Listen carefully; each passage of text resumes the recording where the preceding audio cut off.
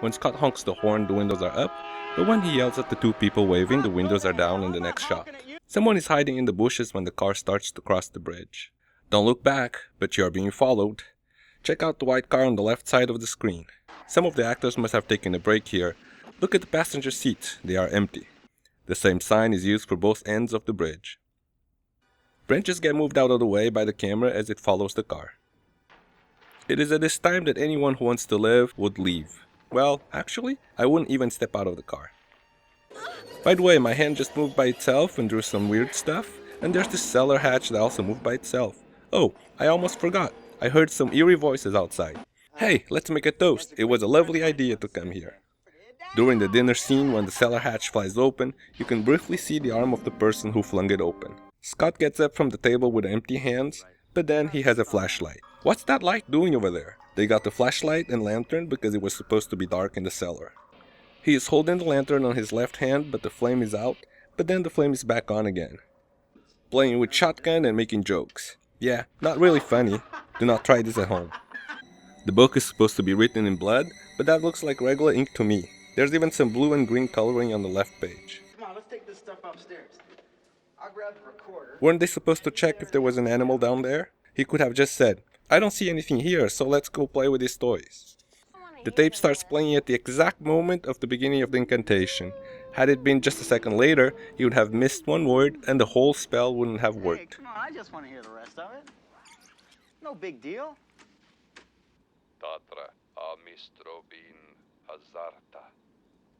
As the fog begins to rise from the ground, you can see the shadow of something being waved back and forth to make the fog blow across the shot. The design on the box for Linda's pendant changes between shots. Is anybody out there? The first fail is that she went outside by herself. The second fail is that she yelled if anyone was out there, which I'm sure the rest of the group heard, and so they would have come out to check it out. Even if someone is out there and she's courageous enough to confront them, what good does she think will come out of it? Does she think people with good intentions hide in the bushes at night watching her through the window to give her presents? Strange fog, dark forest, scary sounds and voices. Let's just stay here instead of running back to the cabin. She runs back to the cabin from the middle of the woods for a good 10 seconds at full sprint. No way she walked that far from the cabin. Everyone was inside, so there was no reason for the keys to be above the door on the outside. The door wouldn't be locked either since she just left. When Cheryl runs back to the cabin after being raped by the trees, there are 3 porch lights on top of the cabin. As the spirit is approaching her, the light above the door is missing, and after she gets in the cabin, the light above the door reappears. She sure walks really fast in this movie. She just walked a few steps away from the car, but see how far away the car is already. Did you really have to jump on her like that? She is next to the window, but when she falls forward, she is pretty much in the middle of the room where Linda and Shelley were playing cards. Shelley is behind a chair, and then the chair is lying on its side on the floor. The position of the pencils change between shots. We'll take the bridge. And What bridge? Earlier they told everyone that the bridge was destroyed when they came back from the bridge. These guys are slower than snails when it comes to see if their friend is okay. And only Scott goes to check it out? Scott got a haircut between the shots. See how his hair is fairly long and then much shorter. Back then, movie makers were very liberal with the jump scares. That hand grabbed his neck out of nowhere right in front of him without him seeing it coming.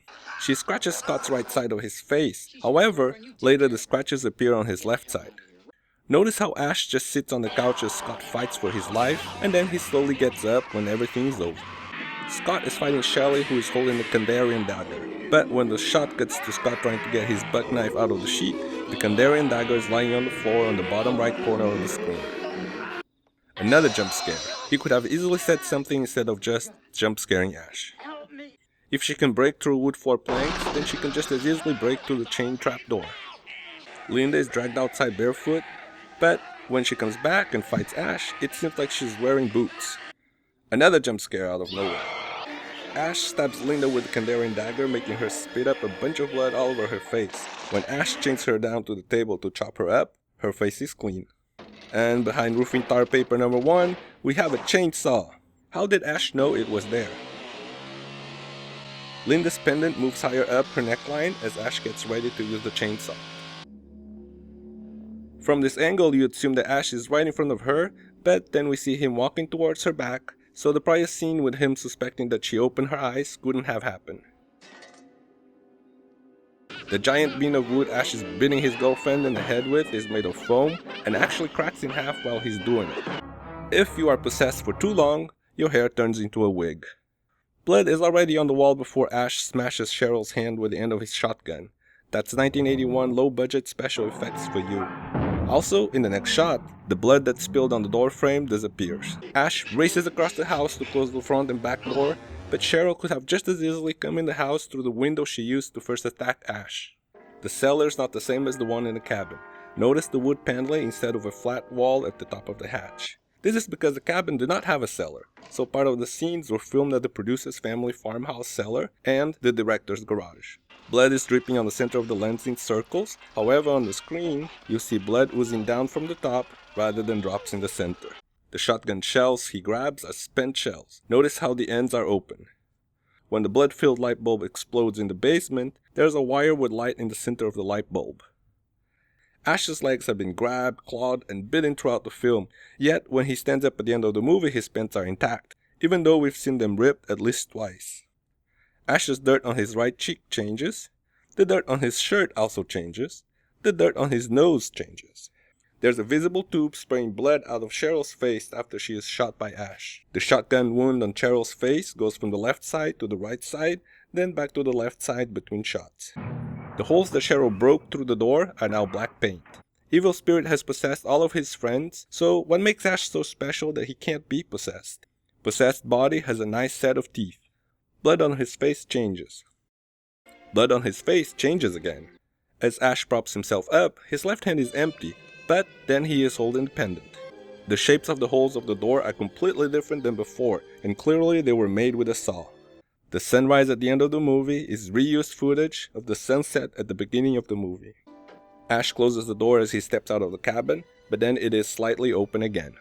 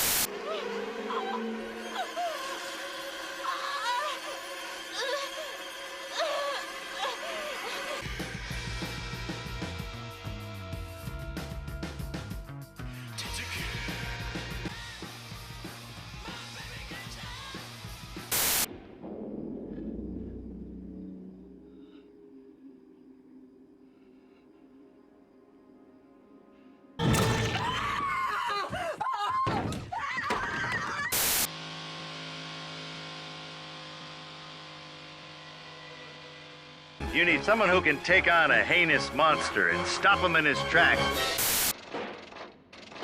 You sure you're ready for this, Bruce?